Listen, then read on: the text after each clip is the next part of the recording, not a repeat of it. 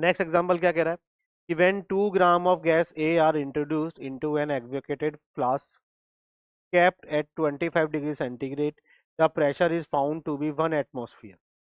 If 3 gram of another gas B are then added to the same flask, the total pressure becomes 1.5 atm.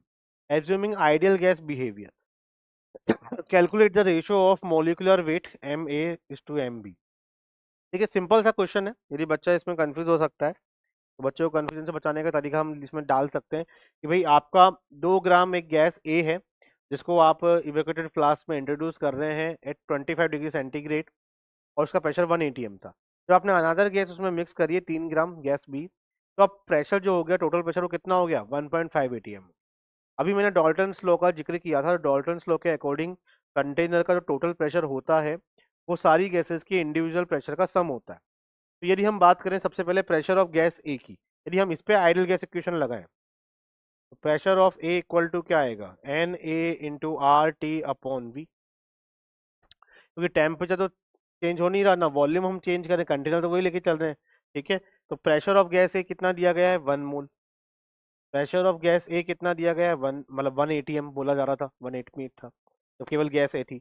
इसके मोल कितने हो जाएंगे तो 2 divided by molar mass of A, और ये R T dot we. ठीक है, ये हम ले सकते हैं, ये आपका आ जाएगा इक्वेशन नंबर 1। ठीक, नेक्स्ट हम बोले कि भाई जब आपने इसमें 3 gram of another gas B mix कर दी तो अब टोटल प्रेशर कितना हो गया 1.5 एटीएम हो गया। इसका मतलब है कि 1 एटीएम तो भाई गैस ए लगा रही थी, अब बी को डालने से टोटल प्रेशर 1.5 एटीएम हो गया, यानी गैस बी का प्रेशर कितना हो गया 0.5 एटीएम। 1.5 माइनस 1 कर दोगे तो आपका प्रेशर ऑफ गैस बी निकल के आ जाएगा। जब हम इसके ऊपर आइडियल गैस इक्वेशन लगाएंगे तो इसके ऊपर भी आप लिख सकते हैं कहानी। तो प्रेशर ऑफ गैस बी कितना आ जाएगा 1.5 एटीएम टोटल है, इसमें से 1 माइनस कर दीजिए गैस ए का, तो बी का पार्शियल प्रेशर निकल के आ जाएगा 0.5। इसके मोल्स क्या हो जाएंगे, इसका weight divided by molar mass into R T upon V, equation number 2। अब यदि हम इक्वेशन नंबर 1 डिवाइड बाय 2 कर सकते हैं, आपको तो m A upon m B चाहिए, तो 2 डिवाइड बाई 1 कर दो, इक्वेशन नंबर 2 डिवाइडेड बाई 1। ये हम करते हैं तो कैसा आएगा भाई आपका, तो 0.5 डिवाइड बाई 1, ये कितना हो जाएगा 3 RT upon molar mass of B into volume divide by 2 RT upon molar mass of A into we.